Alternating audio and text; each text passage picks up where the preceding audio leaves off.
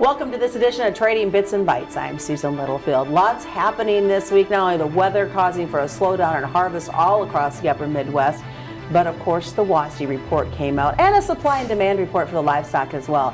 But it's a WASDE report that might have some nervousness going on in the trade, as we saw in those Thursday numbers. Aaron Bertels is joining us today with Crossroads Marketing, and let's talk about that Thursday WASDE report. Not excitement in a good way. No.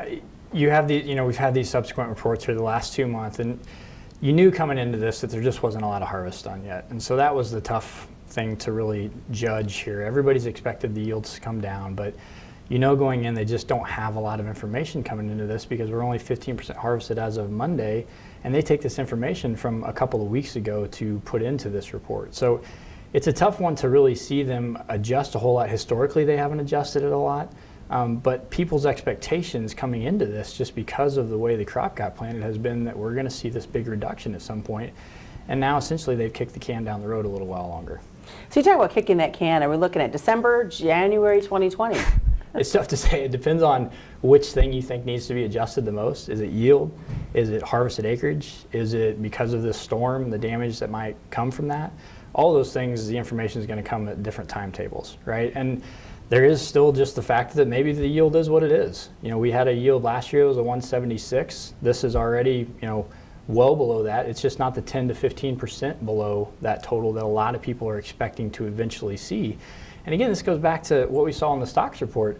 They changed the soybean yield from last year in this last stocks report, right? So you can see some of this stuff come up clear into next year. So you really have to walk into these things knowing that they don't need to give you the information that you're expecting to get at any certain period of time. And with how late everything is this year, it's just pushing everything back into this time frame where now you're getting shoved into a corner on stuff that you need to get done for this fall, whether it's October basis contracts, November basis contracts, even December basis contracts, or just bushels that need to be delivered by then for cash flow reasons. You're getting pushed into a little bit of a corner hoping to finally see this yield come down. It just hasn't yet. Stress factor is definitely going to be picking up speed. Increasing highly. And you saw beans today were obviously a friendly thing. They just could not win the battle against corn. Corn is not gaining any traction because of the numbers don't come down, but then also demand's just poor. They look at supply, and when supply is not a problem, demand's a bigger factor. And right now demand is very poor for corn. Even though soybeans have turned that tide and demand has picked up a lot, and you've seen that carry out really come drastically down. I mean, it's been cut in half, more than cut in half from what they expected it to be at the beginning of this year.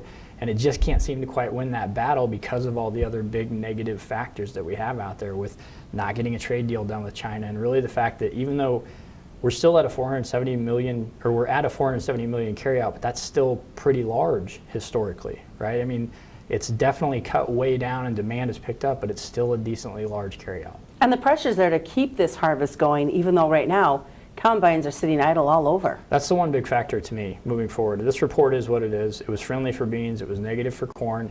You're going to need new numbers for corn to really adjust people's thought process moving forward. So at least until next month. The big thing right now, though, is harvest pace, and can we get grain into the pipeline? Because we've seen that be a factor in the past where even though supply is not a problem, even though the crop size isn't a problem, you still need to keep corn, you still need to keep beans in the pipeline. And right now with beans and demand the way that they are, that's going to be an important factor. So with the weather today, forgetting the fact that you might totally obliterate some portion of these bushels down the road, it's going to keep people from getting into the field and keep bushels from getting into the pipeline. So basis or futures price, something's going to have to try to pull grain out of farmers' hands as they're getting slowed by being in the field. Supply and demand report also came out on Thursday, kind of overshadowed by the WASDE report. Yeah, absolutely. I mean, again, these numbers in the short term are always going to impact us right now. It's this short-term stuff that you have to really pay attention to when you're walking into these reports. I don't try to sit back and guess, what this report's going to say, but you certainly need to look down in the short-term decision-making and say, can I sit through this knowing that I have no idea what's going to come out of this and not make a decision today? And some of that has to factor into what the market has done up to this point, right? We rallied into this report because of the stocks report. So it was an opportunity to look at this ahead of time and say, all right, is there something I need to take advantage of in the short term even though I feel positive about the long term. And today's another example of, maybe being able to make a decision like that and have it somewhat reward you in the short term, even if you are friendly after this point. It's going to definitely make for some interesting marketings coming up. Yeah, absolutely. Thanks so much. Aaron Bertels has been joining us today, and that's this week's version of Trading Bits and Bytes. I'm Susan Littlefield.